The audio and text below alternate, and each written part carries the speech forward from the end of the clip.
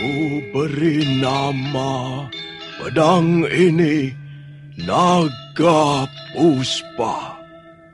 Selamatkan dia. Jangan sampai jatuh ke tangan pendekar berwatak jahat.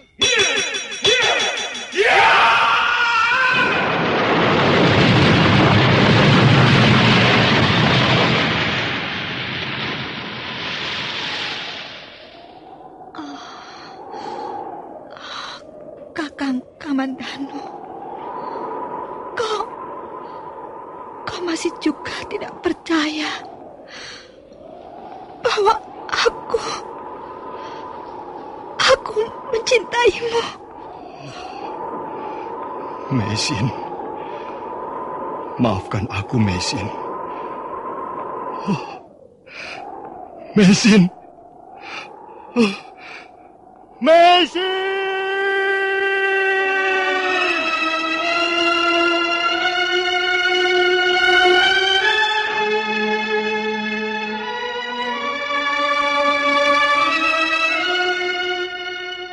Tutur Tinula.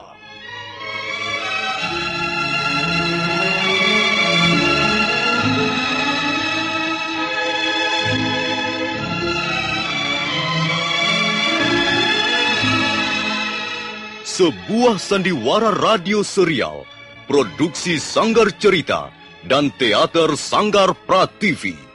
Sebuah kisah dengan latar belakang sejarah runtuhnya Singasari dan berdirinya Kerajaan Majapahit.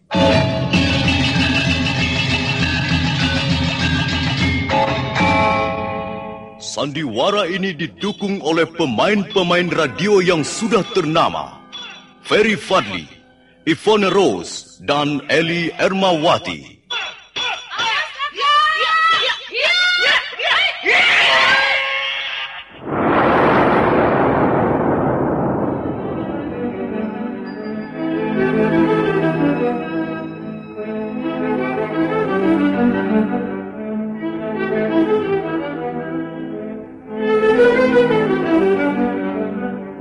Cerita ini ditulis dan disusun oleh S. Tijab. Teknik dan montase dikerjakan oleh M. Pranoto dan Edwin Sutandi. Sutradara Bambang S. Kali ini mengetengahkan episode kedua dengan judul Kisah dari Seberang Lautan.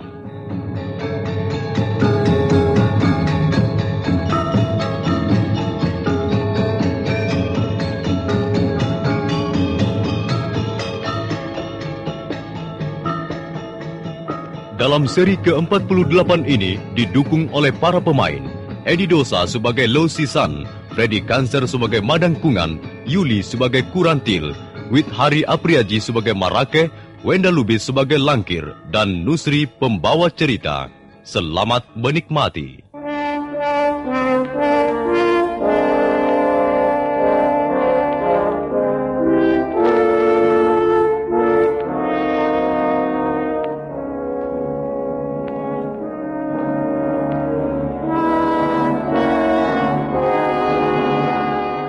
Pedang Naga Puspa telah keluar dari warangkanya.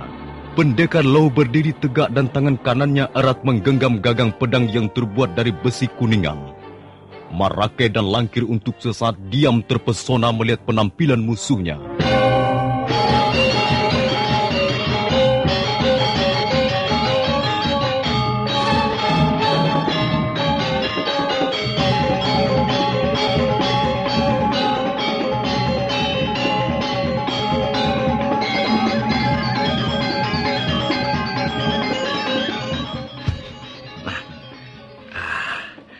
Aku sudah mencabut senjata. Sekarang apa kemauan kalian, ah? Masih ingin ditelus, Kang? Babo. Tidak nantinya kami gentar sekalipun kau menggunakan senjata milik para dewa. Ayo, Marake. Ayo sergap saja.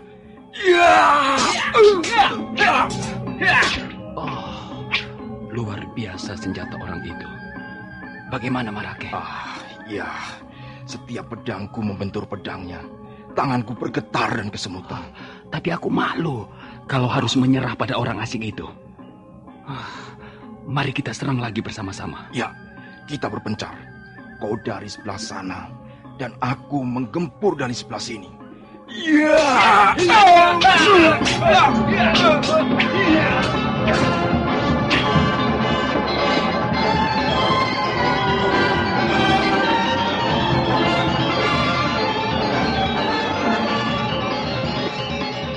Marake dan Langkir kembali menyerbu dengan sabetan-sabetan pedangnya. Sementara itu, Pendekar Low nampak mulai terpengaruh oleh aliran kekuatan dari dalam diri pedang naga Puspa. Arus kekuatan itu makin lama makin deras. Tubuh Pendekar Low sampai bergetar dengan hebat.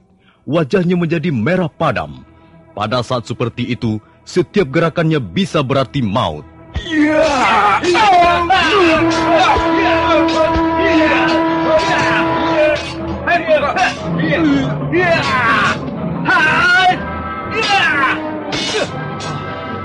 Gila, pedangku patah, Marake.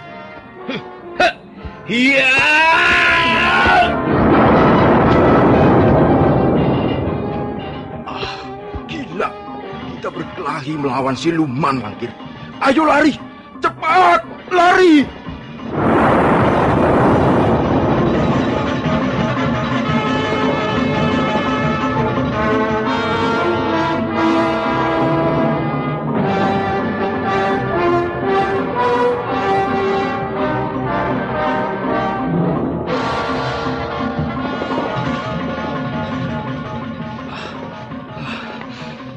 Untung mereka segera lari. Kalau tidak, tubuhnya pasti akan lumat. Senjata ini memang mengerikan sekali. Kalau tidak tahu cara menggunakannya, orang itu pasti akan menjadi korban kekuatan dahsyat yang mengalir deras dari dalam dirinya. Dia masih menghisap terus. Aman sekarang. Mesin. Iya, aku harus segera menolong istriku.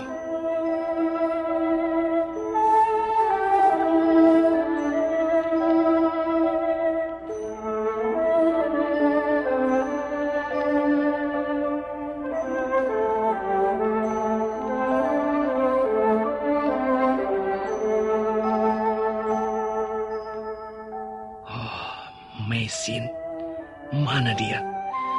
Mengapa gua ini kosong? Mesin! Mesin! Kurang ajar. Pasti ada orang yang telah melarikan Mesin, sementara aku menghadapi dua orang itu. Iya. Aki Kumblek, ahli obat yang bernama Aki Kumblek. Iya. Pasti si tua berjenggot itu yang telah melarikan istriku. Akan ku cari dia.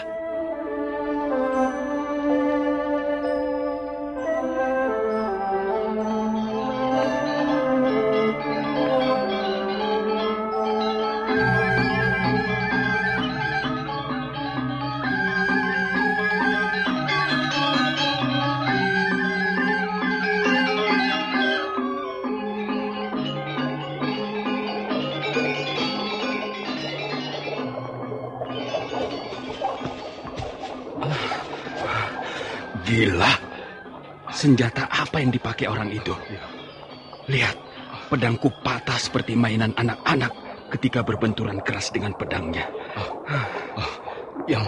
Yang jelas, senjata orang itu dahsyat, Langkir. Ampuh sekali.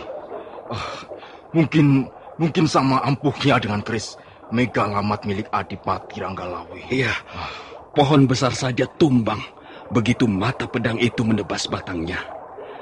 Coba bayangkan kalau sampai tubuh manusia yang harus menjadi korban. Bisa lumat tidak ada yang dipungut lagi. Dan lebih mengerikan lagi, gagang pedang itu seperti mengeluarkan sinar kemerah-merahan. Sinar itu terus merambat ke atas dan menyebar ke seluruh sosok pedang. Kupikir orang itu tadi bukan menggunakan pedang, melainkan sepotong kayu bakar yang bernyala. Sudah, Langkir. Tak ada manfaatnya membicarakan senjata milik orang lain. Sekarang, aku punya usul. Bagaimana? Apa usulmu itu? Kita laporkan saja hal ini pada Kakang Madangkungan. Dia pasti tertarik untuk memiliki senjata itu. Lalu, apa keuntungan kita, Marake? Keuntungan saja yang kupikirkan, Langkir. Kakang Madangkungan kan ketua perkumpulan kita. Tentu saja kita harus melaporkan hal ini padanya. Kalau nasib baik, tentu dia akan memberi RM1, RM2 pada kita. Kalau tidak, ya sudahlah, tidak apa. Hitung-hitung, kita balas budi pada Kakang Madangkungan yang selama ini sudah memberikan pelajaran kanuragan pada kita, Langkir. Baiklah, kalau begitu kemauanmu.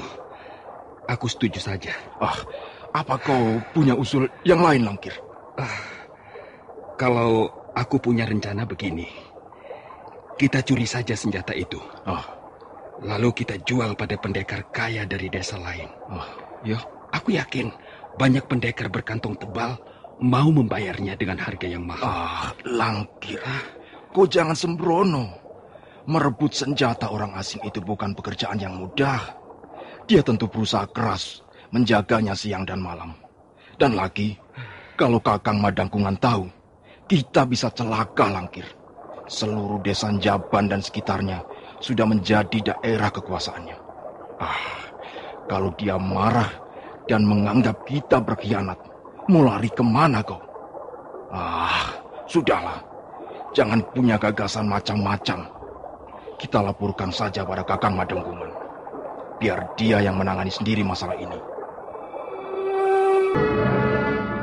Sementara itu pendekar Lo terus mencari Mesin dengan perasaan kecewa karena keteledorannya. Perjalanannya sampai ke desa Jaban. Waktu itu, matahari sudah hampir tenggelam.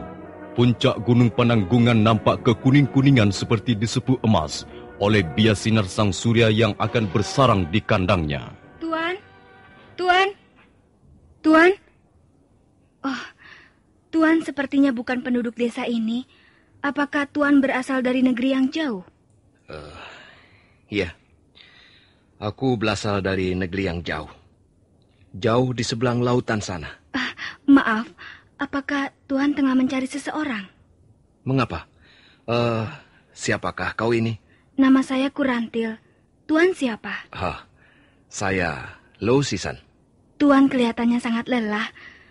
Apakah Tuan membutuhkan tempat untuk menginap? Tidak. Terima kasih. Tuan, tunggu.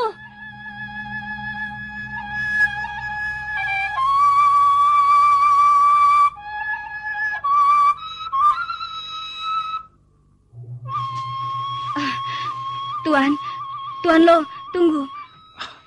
Mengapa kau mengikuti aku? Pergilah. Sekarang bukan saatnya untuk bersenang-senang. Carilah orang lain. Tuan menganggap saya wanita murah. Maaf, Kang. Bukan begitu maksudku. Aku hanya tak ingin kau ganggu. Tapi saya justru ingin menolong Tuan. Mengapa harus menolong aku? Karena sepertinya Tuan membutuhkan pertolongan. Tidak. Aku bisa menyelesaikan urusanku sendiri. Tuan Lo, saya benar-benar tulus. Saya tahu Tuan sedang mencari seseorang. Bagaimana kau bisa tahu aku mencari seseorang? Di rumah minum tadi, Tuan bertanya pada seorang pelayan di mana rumah Aki Gumbrek. Ya, butuh. Kau tahu rumah Ali Bobat itu kan? Iya, memang jarang orang tahu di mana rumah orang tua itu. Tapi saya tahu, rumahnya agak jauh dari tempat ini. Ke arah sana, ke balik rumpun-rumpun bambu itu. Apa kau mau mengantarku ke rumah Aki Gumbrek? Mengapa Tuan tidak bilang sejak tadi? Mari, ikut saya.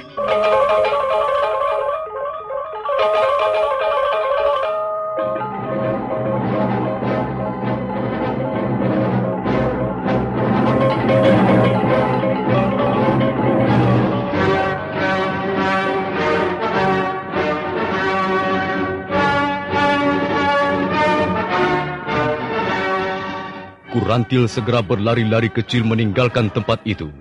Bayangannya segera lenyap di balik rumpun bambu. Pendekar Lo melangkah ke arah pintu rumah yang mempunyai halaman sangat luas dan ditanami aneka tanaman khas pedesaan.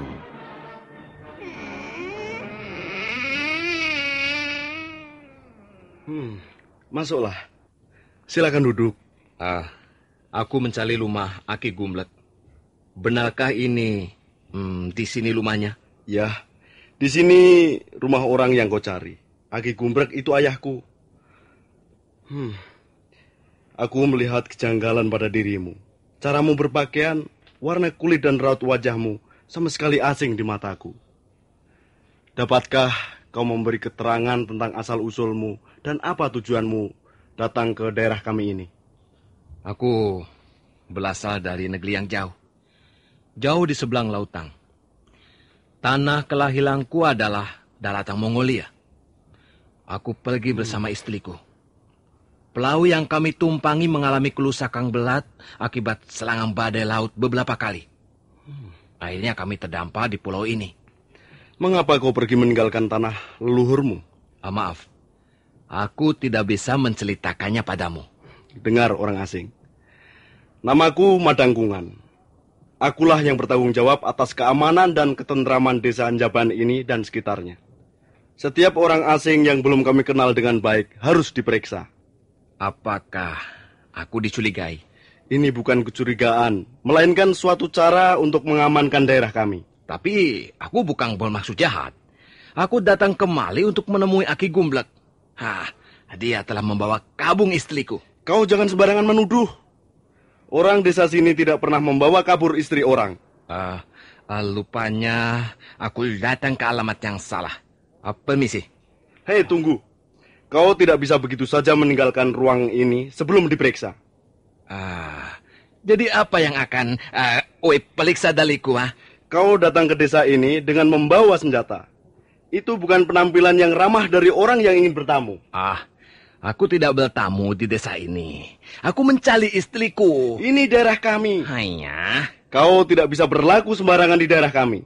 Kau harus kami periksa. Kalau perlu, kami bawa ke balai desa. Kau jangan membuat gala-gala. Coba aku ingin melihat senjata yang kau bawa itu. Tidak boleh. Aku ingin melihatnya. Hanya sebentar saja. Kau belum tahu siapa Madangkungan. Aku tahu orang macam dirimu. Tahu. Tapi aku tak mau ambil pusing. Kurang ajar.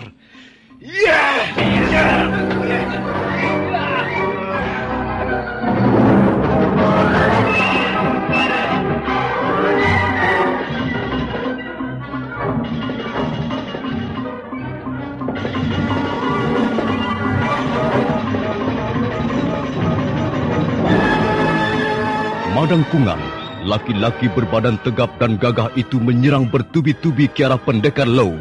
Pendekar dari negeri seberang itu dengan cekatan menangkis dan mengembalikan serangan lawannya. Perkelahian akhirnya dilanjutkan di halaman.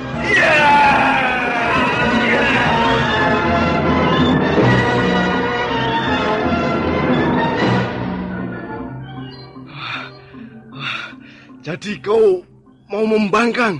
Kau tidak mau diperiksa? Apanya yang harus diperiksa? Aku tidak membawa apa-apa. Tidak membawa balang ataupun uang culiang. Aku tidak meninggalkan jejak kejahatan.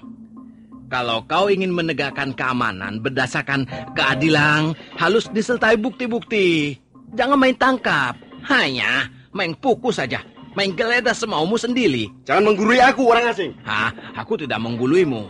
Tapi agaknya kau memang masih harus banyak belajar. Tutup mulutmu. Kau boleh meninggalkan tempat ini, tapi kau harus memberikan pedangmu itu untuk kuperiksa. Di sini kulihat banyak orang membawa pedang atau jenis senjata yang lain. Apakah mereka semua juga diperiksa? Sudah jamaknya seorang laki-laki membawa pedang setiap keluar pintu rumahnya. Ya, tapi mereka adalah orang-orang desa ini. Sedangkan kau bukan. Kau orang asing. Kau selalu menyebut-nyebut orang asing, orang asing. Lupanya kau kurang bergaul. Kau harus belajar bersikap lamah pada orang yang datang ke daerahmu. Jika tidak, kau tak mungkin mendapat kemajuan. Serahkan pedangmu kalau kau ingin selamat. Oh tidak. Aku akan mempertahankannya. Apapun yang terjadi. Kau bandel. Tapi kau juga bodoh. kau akan menyesal nanti. Madangkungan memberikan isyarat, dan bermunculanlah kaki tangannya dari pojok-pojok halaman yang mulai gelap. Ada 8 orang semuanya, dan mereka segera mengepung pendekar Lo dari berbagai jurusan. Bagaimana? Masih tidak mau menyerahkan pedangmu? Kau tidak bisa membujukku dengan cara yang halus, dan kau juga tidak bisa memaksaku dengan kekerasan.